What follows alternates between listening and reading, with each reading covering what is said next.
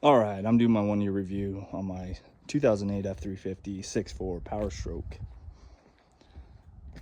Originally bought the truck with 11,500 miles down in Arizona. Drove it up from Arizona to southern Utah.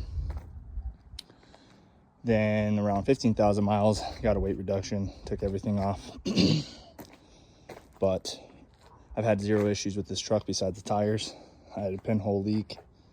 Then all the tires that were on it were 8 years old, and the band started breaking off inside of them. So we got a new set of tires and wheels. So that was about 3,500 bucks, plus the weight reduction, which was about, I think I paid $1,250.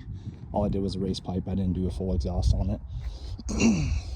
But you know, I just want to bring some awareness to these trucks. I towed this trailer with my side-by-side dirt bikes, everything I could cram, from southern Utah up to the northeastern part of Wyoming. A lot of mountain passes. Did fantastic. Really fun truck.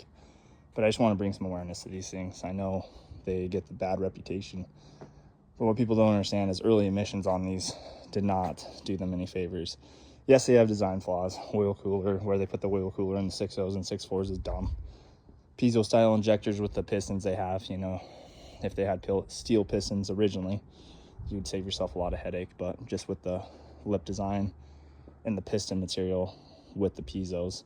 But then on top of it, if you think about emissions, you have the way these ran was it dumped fuel to the two rear cylinders. So you're heating up those rear cylinders to 1200 degrees, plus fuel would get in the oil the way these ran, because it was over fueling. So you're getting fuel in the oil. So you're getting diluted oil in your piston cylinders, plus the temperature, plus with the injector design. So these things were set up for failure from the start. So if you get these, you get them deleted, and you have the luck of, you know, your pistons not taking a shit, which I've worked on a lot of these high mileage 6.4s, and they hold up even with emissions. And I think realistically, it's not letting them have a lot of idle time and running them hard to burn that soot, making sure your DPF system is working in these. But even with that, you're putting extreme stress on your cylinders with the emissions on these. But they do run. I mean, I've worked on plenty, and you know, all original stuff.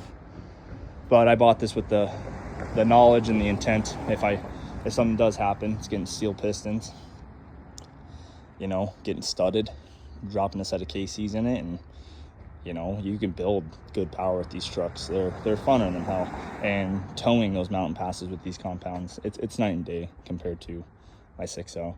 They just, I mean, I could consistently, you know, do 60, 70 miles an hour up steep mountain passes with this thing. I was watching my trans temp. I have my gauges set up. My oil cooler is working flawlessly, which it should. It's low mileage.